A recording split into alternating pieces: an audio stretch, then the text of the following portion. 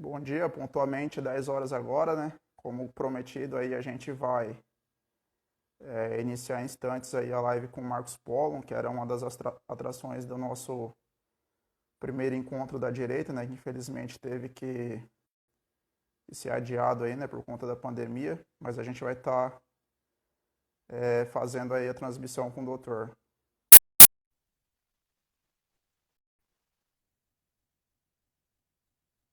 Aguardando aqui, o doutor está tentando conexão aqui com a gente. Bom dia, doutor, tudo bem? Bom dia, tudo bom, Thiago? Como é que tá?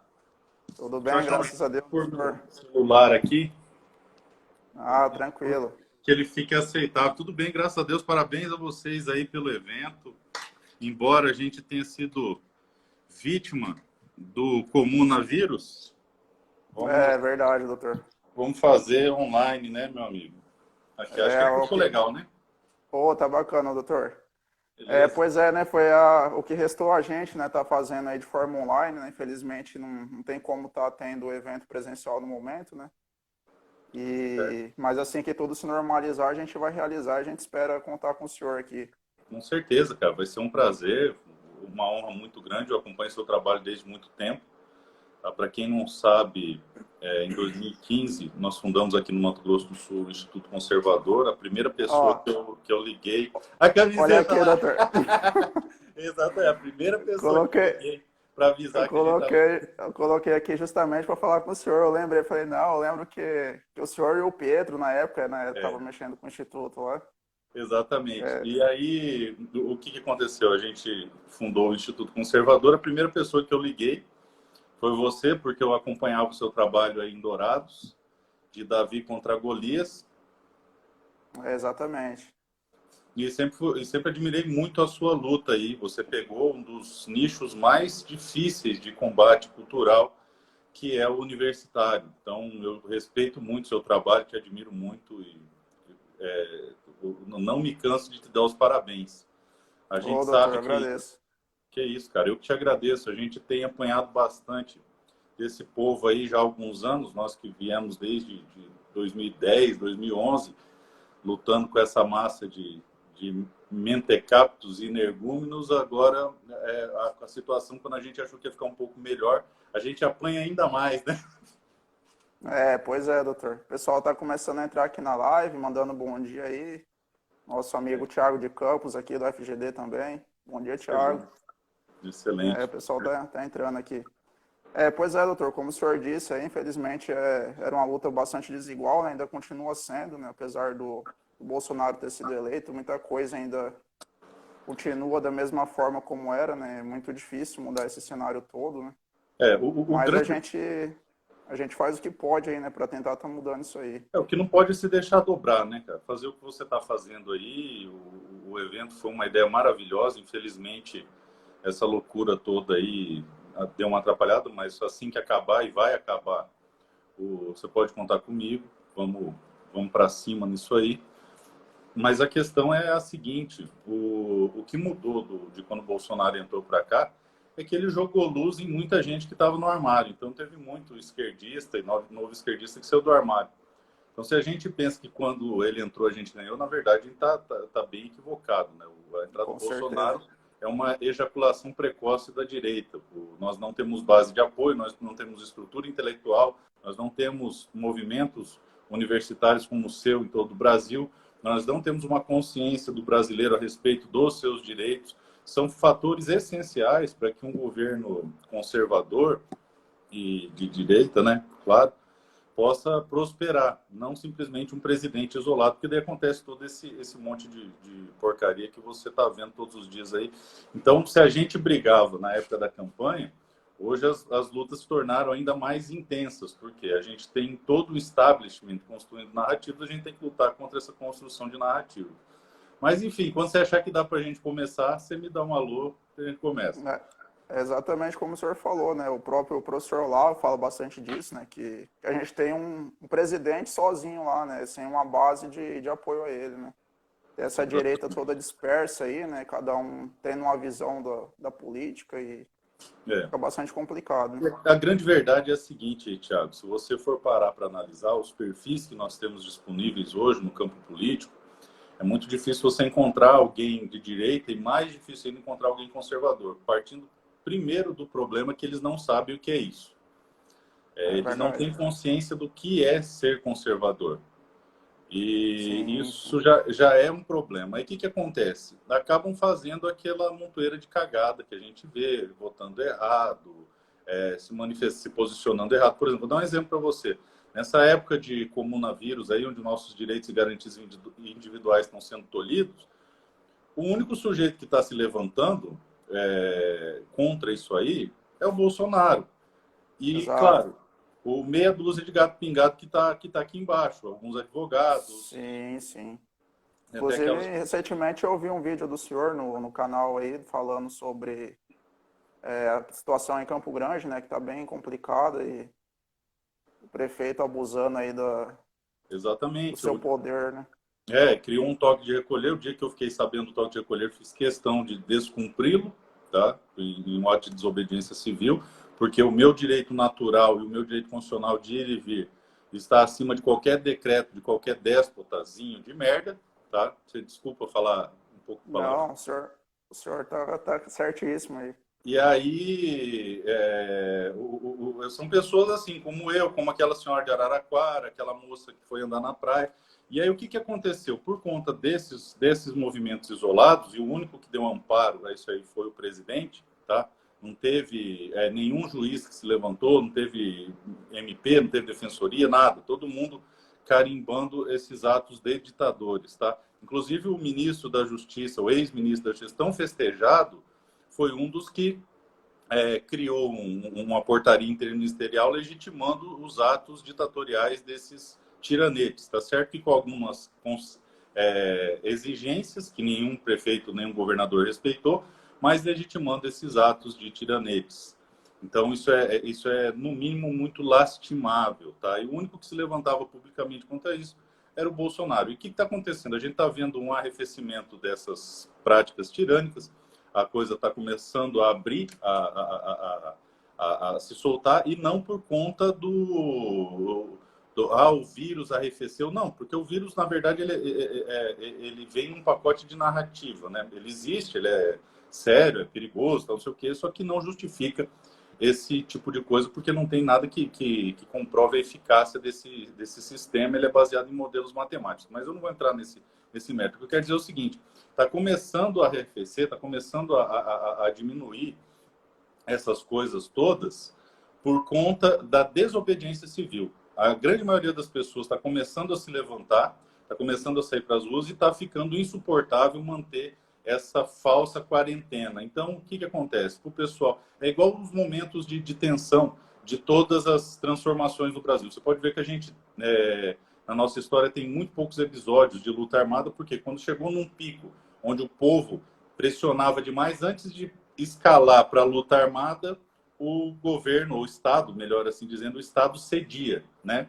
Então agora a gente está vendo o Estado, na pessoa dos governadores e dos prefeitos, começar a ceder justamente por conta da desobediência civil das pessoas não permitindo mais esse tipo de absurdo, né? E a gente vê senhoras sendo presas, mulheres sendo presas de biquíni, o outro lá de Maringá, o senhor lá quase sendo asfixiado, foi apagado pelo guarda, o GCM, o Guarda Civil Municipal. Então são coisas aterradoras mesmo. Mas a coisa está mudando e não por questão de OMS ou qualquer outra coisa. A coisa está mudando porque pessoas estão se levantando. E mais uma vez eu quero deixar registrado a importância do seu trabalho, porque você é um dos que se levanta contra o establishment. Então isso é importantíssimo. E claro, quero agradecer a oportunidade de estar falando com você. Ficaria ainda mais feliz o dia que eu puder ir aí pessoalmente, porque Dourados é minha cidade natal. E esse trabalho sendo feito em Dourados, para mim, onde existem várias oligarquias do sistema, vamos dizer assim, estão sendo quebradas por gente como você. Então, estar aí em Dourados falando disso, para mim é mais do que uma satisfação, é uma grande honra, cara. A satisfação é nossa, doutor, contar com o apoio do senhor aí e saber que o senhor luta a mesma luta que a gente aqui. Acho que já dá para a gente começar a conversar sobre o ProArmas aí, para quem Vamos chegou lá? agora, né? O Dr. Marcos Polo é presidente fundador do Movimento Pro Armas do Brasil e é um grande defensor aí da luta pro armas em todo o país aí. O senhor pode começar a falar aí, doutor. Vamos lá então, Thiago. A questão é a seguinte, para você que está chegando agora, aqui na UFGD, meu nome é Marcos Polon, como o Thiago falou, eu sou presidente em exercício e fundador do Movimento Pro Armas do Brasil. O Movimento Pro Armas do Brasil ele é construído em cima de 3 pilares muito bem definidos. Qual que é o primeiro pilar? Nós nos dedicamos ao combate cultural, à guerra cultural, que é produzir material, criar material e divulgar material que desmistifique o universo das armas. Que as pessoas entenderem o que é uma arma de fogo, a estrutura filosófica em torno disso aí, a importância disso aí, qual é a relação disso aí com seus outros direitos, tá? Então, quebrar preconceito contra armas, explicar quais direitos você tem. Eu até queria aproveitar para dizer o seguinte, você, cidadão de bem, cidadão comum, que não é ligado a nada, não é atirador, não é caçador, não é nada, você é cidadão comum, você tem direito, tá? E presta muita atenção nisso aqui, direito a até 4 armas de fogo sem ter que comprovar necessidade nem coisa nenhuma. Você só vai adimplir os requisitos objetivos da legislação, que é ocupação lícita, residência fixa, não ter nada na esfera criminal contra você. O que mais? Teste de aptidão técnica e teste de aptidão psicológica. Só isso. Com isso aqui, você tem o direito, tá? Direito de comprar até 4 armas, sem dar qualquer justificativa em relação a estas 4 armas, tá ok? O que acontece hoje no Brasil? Acontece que alguns policiais federais, sob a orientação desarmamentista instituída na PF, têm negado esse direito. Então, o ProArmas divulga esse direito para vocês, para você ter consciência do que é folclore e o que é direito. E isso é direito, não é negociável, não é discricionário, é direito, tá ok? A outra questão é a seguinte, se você quiser ser atirador, são os mesmos requisitos, só que no Exército. Olha que legal. Acrescentado filiação a um clube. E aí, como atirador esportivo, você tem direito a 60 armas, tá? 30 restrito e 30 permitido.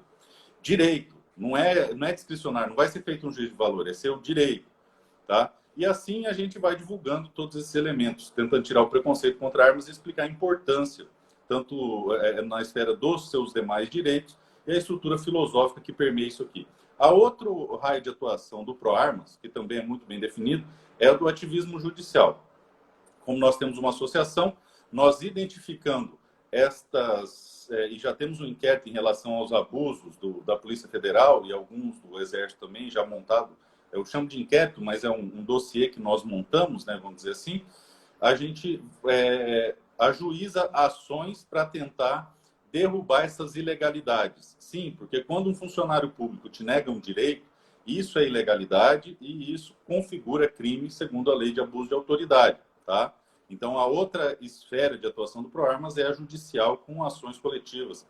A gente até agora, durante essa pandemia, entrou com uma ação popular pretendendo que a Justiça Federal determinasse o corte de 50% da verba de gabinete do Senado e da Câmara e restringisse a 50% a remuneração de todos os funcionários públicos do Legislativo e do Executivo do alto escalão para pelo menos 50% por conta da tal do comunavírus, né? Pois bem, a terceira esfera de atuação do ProArmas é a atuação política. Então, veja, primeira é cultural, jurídica e o terceiro pilar do ProArmas é a atuação política. Como é que ela acontece? Todo mês eu vou até Brasília e fico uma semana lá em Brasília articulando as alterações na legislação armamentista e, além disso, a gente monitora o que tem de ruim acontecendo e faz essa atuação aí. Além dessa semana que eu fico lá, eu tenho uma equipe lá, que é capitaneada pelo Dr. Paul Caster, tá? Que é um brilhante advogado que luta pelos direitos individuais também há bastante tempo. E ele, com a equipe dele, fica o resto do mês lá. Então, fica a primeira semana, o resto do mês ele fica monitorando lá. E isso já tem gerado alguns frutos muito interessantes. Por exemplo, o capitão Stevenson, que se elegeu como sendo supostamente favorável ao armamento por ser capitão, e entrou lá com uma imagem de ser pró-armas, que já foi desconstruída porque é uma grande mentira, criou um projeto de lei para impor a todas as pessoas que querem comprar arma o exame toxicológico, tá?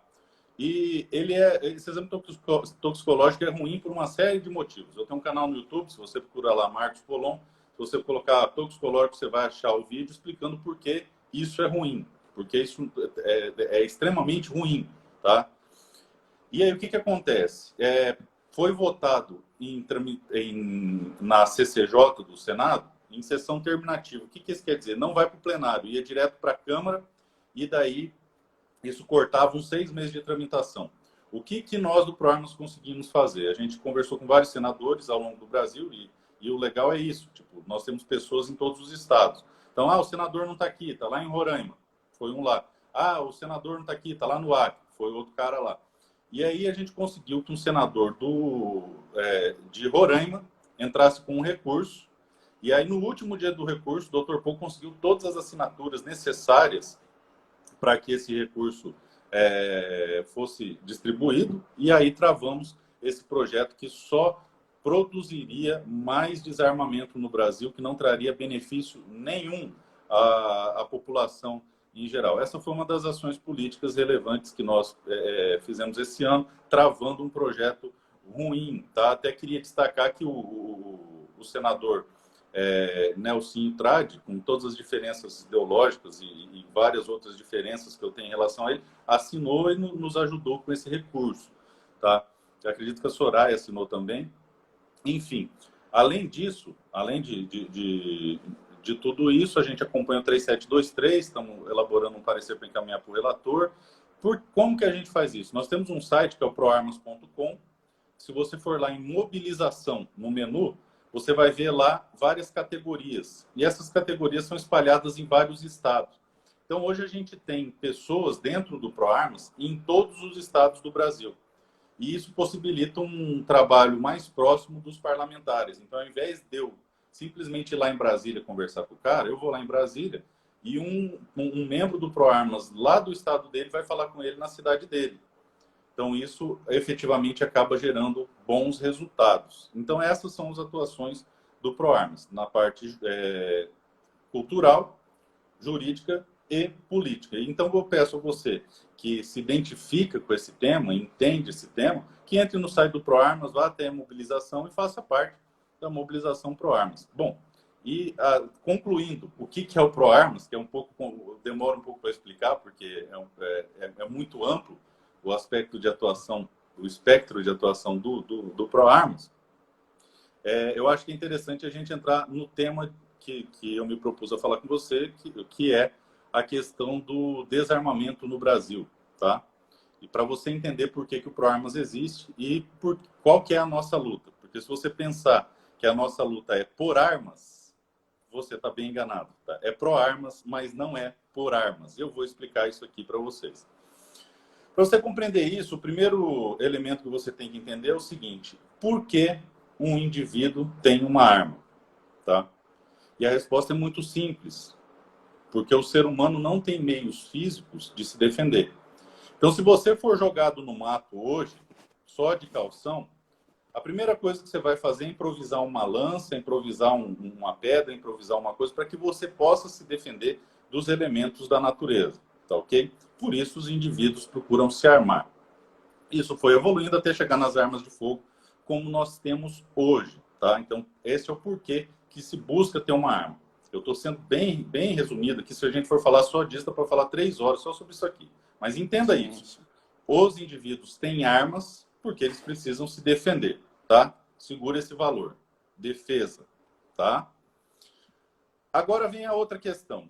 O que lhe assegura o direito de possuir e portar armas de fogo?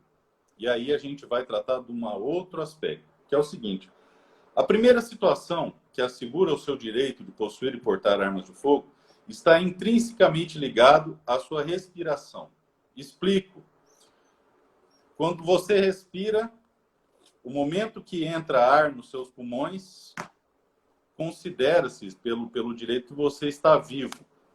E o fato de estar vivo lhe assegura outro direito, que é o direito de permanecer vivo, que é o que a gente chama de legítima defesa. Ou seja, se alguém infringir contra você uma agressão injusta, você tem que ter o direito de poder repelir essa agressão e se defender. Então, lembra do valor que a gente falou lá atrás da defesa. Pois bem, se você tem o direito à vida, consequentemente, é inerente a esse direito o direito de permanecer vivo e ter condições para tanto, mais do que permanecer vivo. Então, você tem o direito à legítima defesa e o direito de ter meios aptos à legítima defesa. Então, veja aqui, eu não estou falando ainda de direito positivo, tá? Isso é direito natural. Só pelo fato de você respirar, de você ser humano, você tem um direito concedido por Deus a estar vivo, direito à vida, a permanecer vivo, legítima defesa, e terceiro, ter meios aptos, e aí é o detalhe mais importante, ter meios aptos a exercitar essa legítima defesa. Bom, o que acontece? Acontece o seguinte, na Constituição brasileira, no artigo 5º, você tem lá o direito à vida. Puxa, que legal, você tem o direito à vida. Bom, só que a Constituição brasileira para por aí, ela não te assegura o direito à legítima defesa. Isso é trágico, tá? Isso quer dizer que você não tem o direito? Não, não quer dizer. Tá positivado em outras normas. Mas o que você tem que entender é o direito positivo não supera a sua condição de ser humano. Então, dizer que você não pode se defender equivale a dizer que você não pode mais respirar. É uma lei impraticável. Além de injusta e imoral, ela é impraticável, tá? Então, existe essa lacuna, não existe a previsão como um direito fundamental à legítima defesa. Por conta disso, um doutrinador da área, que é amigo pessoal meu, que eu gosto muito, que é o Fabrício Rebelo, organizou uma PEC, a PEC da legítima defesa, PEC 100, que dizia o seguinte, que é assegurado o direito à legítima defesa e os meios eficazes, os meios aptos para tanto. Aí lá na CCJ da Câmara, destruíram os meios aptos e isso esvaziou bastante a PEC e praticamente torna ela sem sentido. É uma grande sacanagem. Mas vamos pegar então. Você tem o direito natural à vida, a legítima defesa e os meios aptos. A Constituição só te dá o direito à vida, tá?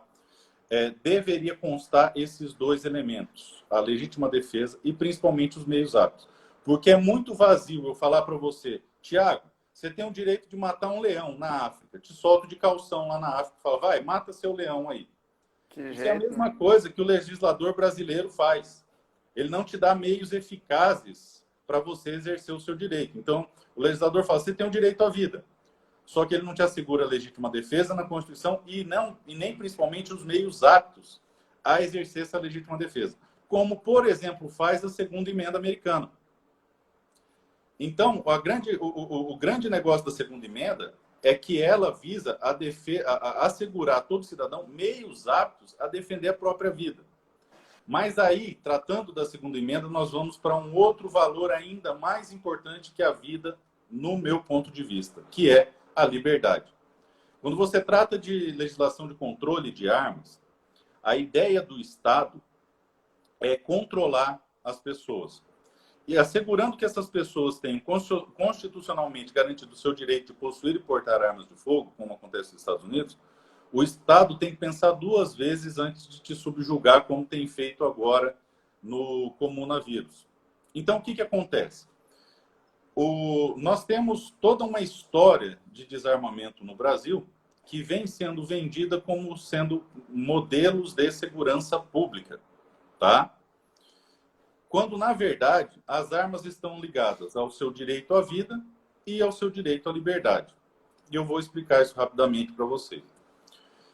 Na década de 30, eu não vou pegar muito longe, mas a gente tem exemplos até da época do Brasil colonial. Na década de 30, Getúlio Vargas rompeu com o Estado Democrático de Direito vigente à época, dando um golpe. E o que aconteceu? O Estado de São Paulo, através da Polícia Militar e dos cidadãos, e uma coisa que pouca gente sabe, junto com a parte sul do estado do Mato Grosso, que veio a se tornar o Mato Grosso do Sul, então nós fizemos parte desse momento importante da história do Brasil, tá? se levantaram contra Getúlio Vargas, a Revolução Constitucionalista. Né? E o que aconteceu? Quando acabou essa guerra civil que houve na época, onde os paulistas, junto com os agora sul-mato-grossenses, se insurgiram bravamente contra um tirano, um ditador, nós tivemos o nosso primeiro grande desarmamentista que inventou um troço que existe até hoje, que é a restrição de calibres. Tá? Então, até pouco tempo atrás, você só podia comprar calibres anêmicos. Por quê? Porque na década de 30, em 32, Getúlio Vargas pensou o seguinte: eu vou desarmar as polícias estaduais, os cidadãos, e eles não vão ter força bélica para resistir à minha tirania. É esse o ponto. É que as pessoas não tenham força para resistir aos tiranos. E aí o que aconteceu? Desde então surgiu algo que chama R-105, que diz que, fora o exército, todo mundo só vai ter calibre anêmico, calibre fraco, calibre que não tem eficácia. Por isso a gente só podia ter 380. Com o tempo, autorizaram o ponto .40 para as polícias militares, mas ainda assim, muitas restrições em relação às armas que a própria polícia, tá, poderia adquirir. Pois muito bem. O que aconteceu com o grande diferencial do governo atual hoje? Ele subiu esses limites, mas ainda existe essa ação desarmamentista. Então, quem inventou a restrição de calibres não o fez por segurança pública, não fez porque estava preocupado com você, fez exclusivamente para controlar a população, tirar o seu poder militar, tá ok? Andando com isso tudo, nós tínhamos uma realidade onde você podia ir na Casa China comprar uma pistola, tá? Eu vi meu pai fazer isso, comprar a arma que você quisesse, passava na aduana, pagava o imposto, chegava em Dourados, ia na Polícia Civil, saía de lá com o registro da arma e com o porte. Tá? Até 90 foi assim. Em 78 a 88, a ONU começou um movimento internacional de desarmamento. Tá? E o moleque de recados da ONU aqui no Brasil era o Fernando Henrique Cardoso. E ele deu o primeiro passo num grande projeto de desarmamento no Brasil, criando o que a gente conhece hoje como SINARME, que é o Sistema de Armas da Polícia Federal. E tirou de todas as polícias estaduais o modelo de controle de armas e colocou na mão da Polícia Federal, que passou a criar todas as suas restrições. Logo em seguida, quando o Lula ladrão entrou, veio o famoso Estatuto do Desarmamento, em 2003. E o Estatuto do Desarmamento criou um fenômeno muito interessante, Thiago. Vamos supor que você tem seu carro aí, tá? E é publicada uma lei hoje dizendo o seguinte, que se você não recadastrar esse seu carro num novo sistema junto à Polícia Federal, seu carro se torna crime. Ter seu carro se torna crime. Bom, parece absurdo, parece ridículo, parece um atentado ao direito de propriedade, e realmente é tudo isso. Mas foi isso que o Estatuto do Desarmamento fez. Então, nós tínhamos milhões de armas registradas, legais, na mão de pessoas de bem, que se tornaram ilegais de um dia para o outro por conta do Estatuto de Desarmamento. Se você não fizesse esse recadastramento, que eles chamaram de anistia, tá? Você estava na ilegalidade. E o mais interessante é o seguinte, sempre quando o Estado, o establishment, vem te dar alguma coisa e apresenta como uma coisa boa, na verdade ele te roubou um direito e agora ele vem te devolver migalha como se estivesse fazendo um favor. A anistia é uma grande mentira. Eles nos roubaram nossas armas, tornaram-nas ilegais e vieram com essa conversa de que estavam anistiando, que era o recadastramento na Polícia Federal, que no mínimo, tá? No mínimo, deveria ter sido automático, não deveria ser ônus do cidadão. Então, é um grande absurdo. O que aconteceu? Dentro dessa lei tirânica, tinha um artigo que proibia a comercialização de armas no Brasil. E esse artigo foi submetido ao referendo. E nós ganhamos com mais de 63% de votos contra esse artigo. Mas os danos causados pelo Estatuto de Desarmamento continuavam lá. Pois muito bem. Qual foi a justificativa do Estatuto do Desarmamento? A justificativa foi que torne o Brasil mais seguro, evite crime. O que as pessoas não sabiam é que o Estatuto de Desarmamento estava voltado para desarmar o cidadão de bem e não bandido. Tá? Tem vídeo do Márcio Tomás Bastos deixando isso claro, que era para desarmar o cidadão de bem, O que nos leva a crer na seguinte hipótese, na seguinte afirmação, que não é nem hipótese, é uma afirmação confirmada. A intenção deles, como Getúlio Vargas, era desarmar a população para aumentar o controle social. Eu digo isso pelo seguinte, embora artificialmente eles tenham feito malabarismos matemáticos para dizer que o Estatuto de Desarmamento salvou não sei quantas vidas por ano, o que você pode ver é que, em média, nós temos cerca de 60 mil homicídios por ano no Brasil, às vezes um pouco mais, às vezes um pouco menos, o que é mais do que todos os soldados americanos mortos na Guerra do Vietnã, que são em torno de 50 mil. Então, a gente vive um cenário de pandemia bélica no Brasil, onde o cidadão de bem está sendo assassinado todo dia e ninguém faz nada, o que demonstra que eles estão pouco se lixando com a criminalidade, pouco se lixando com a saúde pública. O jogo aqui é de poder, é de controle. E aí eles fazem um malabarismo matemático para dizer que salvou não sei quantas mil vidas, o que é uma retumbante e grandíssima mentira. Não salvou vida de ninguém. E, além disso, se você pegar números oficiais de 2018, cerca de apenas 5%, ou em perspectivas otimistas, 10%, dos homicídios dolosos praticados no Brasil são solucionados. Tá? Então, o que acontece? De cada 100 homicídios, nós temos 5 solucionados no Brasil. Se você for considerar os que cumprem pena até o final, dá menos de 1%. Por que eu estou trazendo esse número para vocês? Pelo seguinte, desses só 5% que são solucionados, se você for fazer um corte de quantas armas legais estão envolvidas nesses crimes, no Rio de Janeiro, nos últimos 3 anos, quase 4 anos, de todas as armas apreendidas, apenas 11 tinham origem lícita. 11. No universo de quase 4 mil. Então, a arma lícita, a arma do cidadão de bem, não está envolvida em cometimento de crime. E isso é claro, eles sabem disso. Mas qual que é a ideia deles? A ideia deles é perpetrar o controle social. É deixar você incapaz de reagir a uma agressão injusta.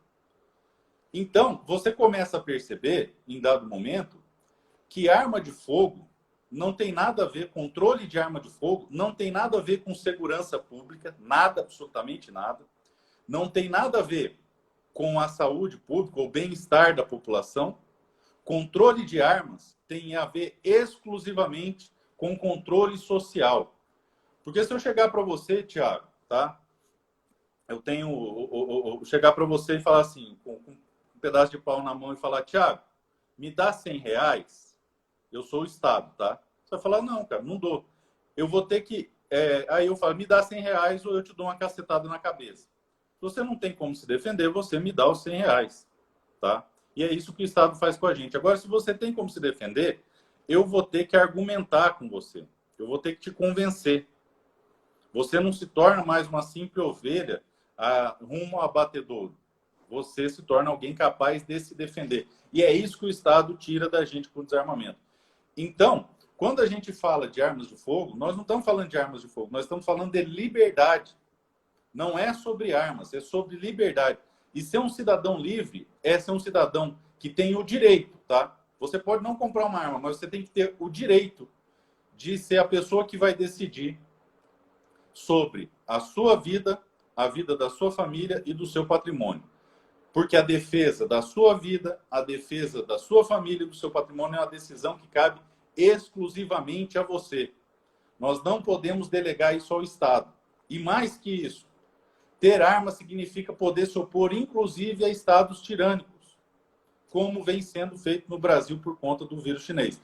Se você vê um vídeo que teve recentemente publicado lá no Rio de Janeiro, um militar da reserva estava andando na ordem e tentaram prender ele. Bom, ele estava armado. Não prenderam. Por quê? Porque ele estava armado. Se fosse um idoso qualquer andando na rua, eles iam sentar o cacete nele, como fizeram com vários outros. Então, o que o brasileiro precisa entender para ontem é que não é sobre armas, é sobre liberdade. A liberdade que você tem de se defender do Estado e a liberdade que você tem de defender a sua vida e a sua família.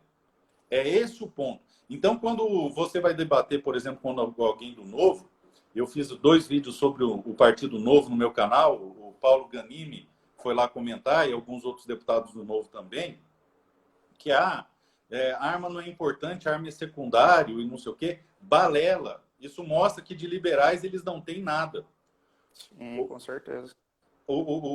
A segunda emenda é a segunda emenda nos Estados Unidos por conta do seu grau de importância, que ela é justamente para defender a primeira emenda. Sem liberdade, meu amigo, você não tem direito à vida, você não tem direito a mais nada. Se você não tem capacidade de se defender, se você não tem capacidade de se impor como um cidadão livre, o Estado é seu dono, tá? Tem até uma frase que eu gosto do Benjamin Franklin, que se todas as armas ficarem na mão do Estado e dos bandidos, eles vão decidir de quem são os outros direitos. E quem abre mão da liberdade por um pouco de segurança, fica sem os dois. Por isso, o direito ao acesso às armas é fundamental. Só vai existir direito à vida, só vai existir direito à liberdade, só vai existir respeito do Estado em relação às pessoas e dos marginais também em relação às pessoas, o dia que as pessoas tiverem o direito de possuir e portar armas de fogo. Tá?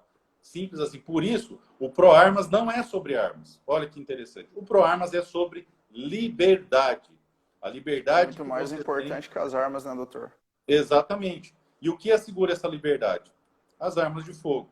As armas são tão somente um instrumento que você tem para tornar esse direito efetivo, tá? Porque não adianta nada eu te dar um papel e falar, Tiago, você tem o direito de matar um leão, se vira. Aí você vai pegar aquele papel... Se tiver meios para isso, não tem como, né? Se não tiver meios eficazes para isso, não tem absolutamente como. E aí a gente vai para um outro aspecto desse ponto, que é o contra-argumento dos armamentistas, que eu, como disse nas minhas redes sociais, eu não confio em desarmamentista, e vou explicar para vocês porque eu não confio em desarmamentista. Porque o desarmamentista ele é um tirano, ou em exercício ou em potencial. A diferença é a quantidade de poder que ele tem. Então, quanto mais poder, mais tirano vai ser esse sujeito, tá? Mais em exercício esse tirano vai estar. Quanto menos poder, ele só vai estar enchendo o saco em rede social, como os soy boys da nova esquerda, né? Os meninos da soja da nova esquerda. O pessoal toma leite de soja e vem querer discutir política e filosofia na internet, é de lascar. Mas vamos lá. Mesmo, doutor. É de lascar. O que acontece? Qual que é o argumento deles? Mas os criminosos vão comprar armas se não existir controle de armas. Oh, meu Deus! Meu amigo, os criminosos já compram arma, porra! Exato. Se o criminoso respeitasse as leis, não era criminoso. Tem uma frase do Clint Eastwood que eu gosto muito, que é o seguinte: você acha que criminosos vão respeitar leis de restrição de armas? Você deve ser algum tipo especial de idiota. Exatamente. E é isso que eu falo para os armamentistas. Os armamentistas devem ser um tipo especial de idiota. Só tem essa explicação. É muita má-fé e canalice. O controle de armas está ligado exclusivamente a controle. Tá? Outro dia eu recebi um contato de uma mídia que queria uma manifestação de um especialista em segurança pública sobre a portaria de munições do Bolsonaro. Eu falei, cara, eu não sou e nem quero ser, porque não me interessa o amontoado de cagada que o Estado está fazendo, porque, por enquanto, é só cagada na segurança pública. A segurança pública do Brasil é uma piada, tá? Você liga no 90, vai ficar a vida inteira esperando, porque quando eu falo de armas de fogo, eu estou falando de segurança pessoal, estou falando de legítima defesa, estou falando principalmente de liberdade. Quando a gente fala de armas de fogo no Brasil, nós estamos falando de liberdade. E esse é o valor que tem que ser levantado. Então, o que eles fazem? De forma desonesta, eles vinculam o discurso à segurança pública. Mas isso não é segurança pública, não, senhor. Porque a segurança pública é tirar arma de bandido. Não do cidadão que faz um monte de exame, que comprova sua idoneidade, que é feito um cheque lá dele para ver se ele não tem antecedente criminal, se ele não está envolvido em nenhum crime. Isso aí é capacitado, né, para portar uma arma. Exatamente. Essas pessoas não cometem crimes. E se cometem, o índice percentual dentro do universo é ínfimo. É 0,0000 nada. Porque criminoso compra arma ilegal. porque ela é mais barata, não tem burocracia, o acesso é fácil. Então, quando você fala de controle de armas, você não está falando de segurança pública, isso é uma falácia. E você discutir armas na seara da segurança pública, você já perdeu o debate, porque você está entrando na arena do vagabundo. O desarmamentista vagabundo que te chama para um debate e vem discutir segurança pública, ele é desonesto. Porque não se trata de segurança pública, se trata de liberdade. Liberdade. Esse é o valor que nós defendemos quando tratamos de controle de armas no Brasil. Ou defendemos o acesso às armas no Brasil. Por quê? Porque o bandido já tem acesso. O bandido já tem acesso. Então, para que você tenha meios aptos de legítima defesa, você tem que ter acesso às armas equivalentes ao teu potencial agressor. Então, se o potencial agressor, o que ele tem? Ele tem faca, beleza? Que seja permitido que nós tenhamos facas também. O seu potencial agressor tem um fuzil, então nós temos que ter fuzis também. O seu potencial agressor tem um lança-foguete, então nós temos que ter lança-foguetes também. A questão aqui fica interessante quando o seguinte, quando a gente parar de olhar para os vagabundos pé de chinelo da favela, que mata cidadão na porta de casa ou a caminho do trabalho, e pensar que o nosso potencial agressor é o Estado. E o Estado não pode tirar da gente o direito de adquirir toda e qualquer arma possível para a nossa defesa. E é essa a questão. Porque eles, vou repetir, eles impõem o controle de armas para controle social. Isso não tem absolutamente nada a ver com segurança pública ou preocupação com mortes ou criminalidade. Ah, vai virar um bang bang na rua. Inclusive, o Estatuto de Desarmamento foi enfiado goela abaixo, né, da população, na época que teve a consulta. Foi comprado no mensalão, bicho. Foi comprado no mensalão. Aquela nojeira foi comprada no mensalão. Troço absurdamente inconstitucional, ridículo. E aí, o que acontece? O que tem de interessante nisso aí? Eles vêm impor essa agenda de controle de armas dentro de uma perspectiva globalista. Por quê? Ora, por quê? Vamos imaginar que agora, por conta do vírus, para proteger a sua saúde, a OMS, e não sou eu que estou falando, tá? A Ilona Zabó, aquela mulher comunista, globalista, que o Sérgio Moro tentou colocar no governo, tá? A Ilona Zabó publicou nas redes dela recentemente que tem que se pensar um governo mundial, uma coalizão mundial, uma constituição mundial. Pois bem, vamos imaginar que por conta disso tem uma brilhante ideia de diminuir a soberania dos países e permitir a intervenção internacional nos países por conta do vírus. Afinal de contas, a saúde em primeiro lugar, não é verdade? Onde você acha que é mais fácil os ditadores entrarem e dominarem? Aqui no Brasil, que você não tem um estilingue para tirar nos caras, ou nos Estados Unidos, onde atrás de cada moita e cada barranco tem um redneck com R15. Não tem nem o que pensar, né? Simples assim. Tem vídeo da opressão comunavírus na Bolívia, que as forças do Estado estão rendendo as pessoas na rua, que saem na rua, espancando, porque saíram na rua, fazendo discurso que é para ficar em casa, senão você vai ser castigado, espanca as pessoas, fura os pneus e vai embora. Você sabe por quê? Porque não tem lá um homem ou uma mulher que seja, não tem lá uma pessoa com uma arma para resistir a esse tipo de agressão. E é isso que o Estado quer. Por isso, o desarmamento ele vem para trazer controle social. Se eles estivessem preocupados com segurança pública, nos 2, 3 primeiros anos que verificasse a total ineficácia do Estatuto de Desarmamento, com o número acachapante de homicídio de armas ilegais, tá? Ilegais, eles teriam revisto a legislação. Mas sabe por que eles não vão rever a legislação? Porque, como todo bom desarmamentista, eles querem arma só para eles. Então, você pega, por exemplo, o Freixo, lá do Rio de Janeiro. O Freixo é um ferrenho desarmamentista. Ele anda com 5 segurança com arma pesada, tá? Com fuzil, submetralhador, escambau, pistola e cacete, tá? Esse é o desarmamentista. Essa questão do desarmamento é só mais uma das contradições da esquerda, né, doutor? É aquela velha frase, né? Socialismo para vocês e capitalismo para mim. Exatamente. O próprio Sérgio Moro. Sérgio Moro desarmamentista, anda com segurança armado. Então não tem um desarmamentista que não anda com segurança armado. Então, assim, desarmamento para você. Para mim, todas as benesses do meu poder de tirano, tá? Por isso que eu não confio em desarmamentista. Então, a grande pedra de toque para mudar isso aí no Brasil não é só você explicar que arma não é algo ruim em si mesmo, que armas matam pessoas, que armas isso, que armas aquilo. Não. O essencial é você botar na cabeça do brasileiro que as armas estão ligadas ao seu direito de estar e permanecer vivo e estar e permanecer livre. As armas são a última rácio, a última fronteira entre uma agressão iminente, seja de um vagabundo ou seja do próprio Estado. É isso que as pessoas precisam entender. É isso que as pessoas precisam entender urgentemente. E vou mais longe. Só o fato de potencialmente os criminosos saberem que você pode estar armado, crimes como roubo, furto, invasão de residência, reduzem drasticamente. Por quê? Porque há o benefício da dúvida de você poder reagir. E o criminoso, ele tem mais medo do cidadão armado do que da polícia. Você sabe por quê? Porque o cidadão armado não pede para levantar a mão, parceiro. Se o cara pula aqui no meu quintal, não tem levanta a mão ou você vai preso. É bala e foda-se. Ah, mas você vai preso, vão te processar. Foda-se. Eu tenho 4 filhos pequenos.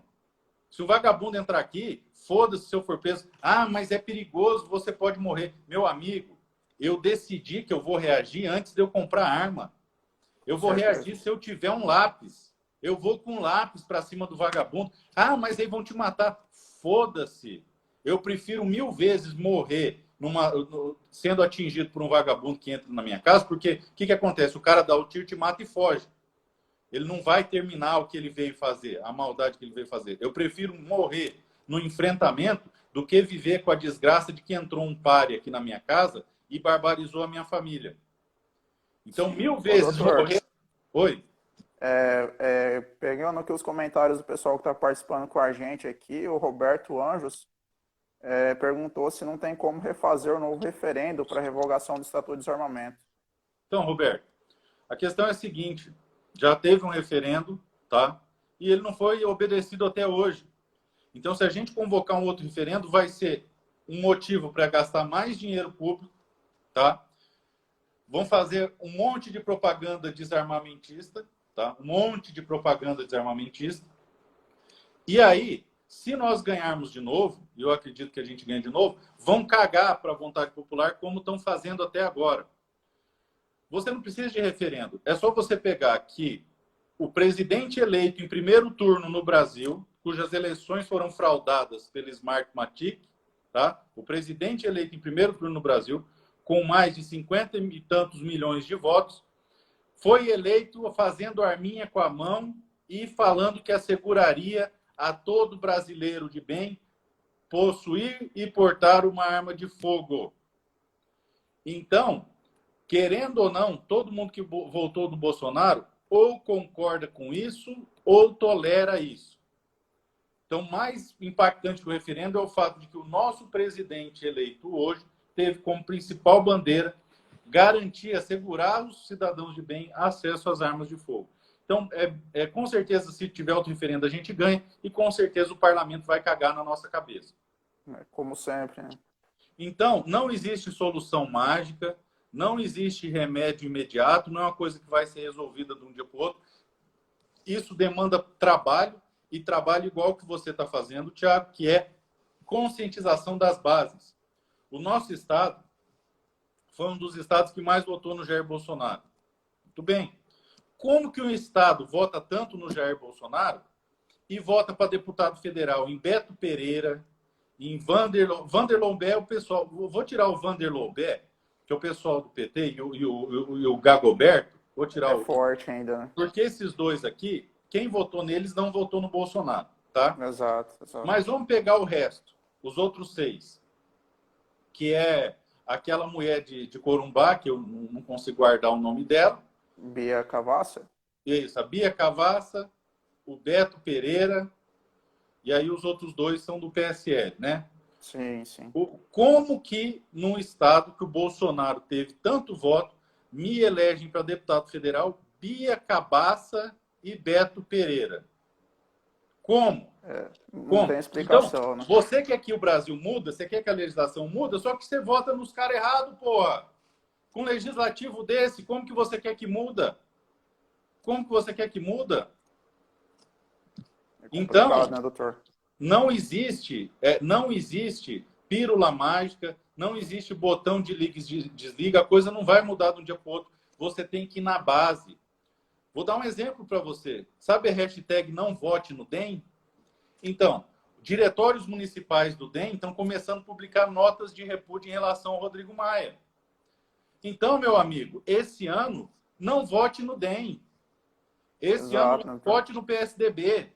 Esse ano O pessoal tem que aprender a votar na base também, né? Não adianta ter o Bolsonaro isolado lá em cima e aqui embaixo tá tudo bagunçado, né? bicho, se o Sérgio Moro sair candidato a vereador, eu não voto nele. E faço campanha para ele. É, Sabe por quê? Porque é desarmamentista. E um cara que quer tirar abortista. de você o direito de defender a sua vida e a sua liberdade, tá pouco se fudendo com o resto. O resto é Exato. lantejola. O resto é lantejola. Os dois valores mais importantes de um homem, tá? De um ser humano, é o direito de estar e permanecer vivo e o direito de ser livre. E você só vai defender isso tendo uma arma de fogo, que vai ser um instrumento apto a realizar essa defesa. E um sujeito que se posiciona contra esse direito, jamais vai ter meu voto. Por isso eu falo para vocês, meus amigos, não votem em desarmamentista nem para presidente de bairro, nem para síndico de prédio, nem para fiscal de rua. Por quê? Porque são esses caras, o carinha da associação do bairro, o síndico do prédio, que vão fazer base para eleger vereadores. E aí não vote em desarmamentista para vereador nem para prefeito, porque vão ser esses vereadores e prefeitos que vão ser a base para os deputados estaduais, federais e senadores. Então Certeza. não vote para desarmamentista em aspecto nenhum. Nem para síndico, nem para associação de bairro, nem para nada. O sujeito é desarmamentista, entenda, ele pensa que o seu direito à vida e à liberdade é menos importante do que o dele, porque ele pode pagar um segurança armado, você não. E ele está pouco se lixando com a segurança pública, porque ele sabe que o controle de armas é completamente ineficaz em relação à segurança pública, ao combate ao crime. Porque, repito, o criminoso comete crimes. E crime é não cumprir a lei. Se ele já não cumpre a lei, você acredita que ele vai cumprir lei de desarmamento? Porra, não precisa ser muito inteligente para entender isso. E vamos mais Verdade. longe. O nosso sistema é tão nefasto, que se eu comprar uma arma ilícita, tá? E cometer um crime, matar você, eu não respondo pela arma ilegal. Porque o crime maior, que foi o homicídio, ele tem o fenômeno da concussão, ele absorve os crimes meio, que foram os crimes utilizados para cometer o crime maior. Então eu não respondo por porte de arma ilegal, posse de arma ilegal, nada. Isso só vai afetar quem? Aquele senhorzinho que tem uma garrucha velha no sítio para se defender de invasor. É esse cara que a polícia está pegando. E aí tem inúmeras fotos que você vai achar na internet de policiais posando orgulhosos do lado de armamento velho, que hoje é considerado até ineficaz por conta do grau de antiguidade que tem. Daquele 38 de 1900 e nada lá, de ação simples, que você tem que puxar para trás para poder atirar. E a polícia posa orgulhosa do lado disso aí, porque o Estatuto de Armamento foi feito para prender cidadão de bem que não recadastrou a sua arma no famigerado Estatuto do Desarmamento do famigerado Sinarme. É isso que eles Exato. Ô, querem. doutor, tem outra pergunta interessante aqui do Mac Machado, acho que é Marcos, não sei. Perguntando, doutor Marcos, na sua opinião, com a entrada de um novo diretor-geral na PF, será facilitado o porte de arma, uma vez que hoje quem libera ou nega são os delegados regionais? A questão é a seguinte: todo o perfil desarmamentista que tem hoje na Polícia Federal foi construído pelo PSDB e pelo PT ao longo de décadas, tá? O fato da gente ter um diretor que não é desarmamentista, porque o anterior era desarmamentista, e com a saída do Sérgio Moro a gente tirou 2 desarmamentistas com uma tijolada só, é bem provável que essa postura mude. Porque, de acordo com a lei, se você está em situação de risco, eles são obrigados a te conceder o porte. O artigo 10º é muito claro. O porte é proibido, segundo o artigo 6º, porém, se você tiver em uma situação de efetiva necessidade, que é o quê? Está sob ameaça, ou exercer uma profissão que te expõe a risco, você tem o direito sim ao porte. E hoje eles negam de forma cretina. Cretina. Então é bem possível que essa alteração mude. Eu vou dar um exemplo para você. Infelizmente, o Exército Brasileiro é desarmamentista. Tá? É eles que fazem o R-105, eles são os maiores responsáveis pelas restrições. Pois muito bem. Saiu mês passado, e agora recentemente, 3 portarias. A portaria 46, há um mês atrás, a portaria 60 e 61, a portaria 46 criava um novo sistema de controle de armas, que você ia ter que ter uma central de um programa de computador, gerar um QR Code, pôr em tudo quanto é peça da arma, uma excrescência. Coisa que já foi tentada no Canadá e não deu certo, só gera custo. E existem estudos internacionais, inclusive dos Estados Unidos, comprovando que isso aí é uma grande idiotice. Não funciona, só gera custo. Pois muito bem. Veio depois da 46 a 60 e 61, dizendo que se aplica arma e munição e impossibilitando a entrada de qualquer arma de fora no Brasil, legalmente, tá? Porque ilegal já tem, porque adotaria um sistema que seria único no mundo. Só no Brasil ia ter esse absurdo, tá? E aí, o que nós fizemos? Nós fizemos um trabalho de articulação política com as nossas redes, nossos grupos de WhatsApp e nossa rede de contatos, e provocamos o presidente a revogar essas portarias. Em menos de 24 horas, tá? Em menos de 24 horas, as 3 portarias foram revogadas. As 3 portarias foram revogadas. Então, isso mostra que o jeito de mudar isso aí é com pressão popular. Então, o que a gente acredita? Que com essa alteração do diretor-geral, vai chegar o dia em que a Polícia Federal vai passar a cumprir a lei. Porque no ano passado, quando veio um decreto dizendo que você tinha porte e a polícia era obrigada a dar, o que aconteceu? Alguém vazou uma informação do governo, e a gente desconfia que foi determinada pessoa que saiu recentemente atirando no Bolsonaro, alguém vazou informação que o decreto poderia cair. E aí, a grande maioria dos delegados da Polícia Federal do Brasil fizeram o quê? Não analisaram os pedidos de porte, sentaram em cima por 60, 90 dias ou até mais. Aí, depois que o decreto caiu, começaram a indeferir os pedidos de porte que estavam assegurados pela lei. Então, se esse sujeito é tão defensor da legalidade, por que ele não foi o primeiro a cobrar da Polícia Federal que cumprisse a lei, que assegurava ao cidadão o porte, que era o decreto da época? Como é que chegou a informação de que o presidente ia retirar o decreto por causa da pressão da Câmara e da derrubada dele no Senado, que só se consolidaria depois na Câmara? Então, o sujeito que é tão legalista deveria ter sido o primeiro a mandar que seus delegados cumprissem a lei, tá? E outra coisa, mudando agora o diretor-geral, eu acredito sim que áreas de mais bom senso e respeito à legislação assoprarão nos departamentos que tratam do acesso às armas no Sinarme, tá? E acho bem provável que o porte se torne algo um pouco mais factível e não tanto ideológico, tá? Algo mais técnico. Porque o pior não é eles desgastarem, eles indeferirem o porte. É indeferirem o porte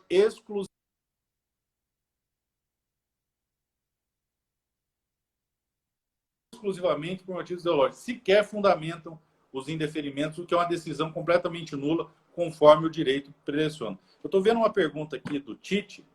Na verdade, o Exército é armamentista, em causa própria, para se evitar livre iniciativa populares.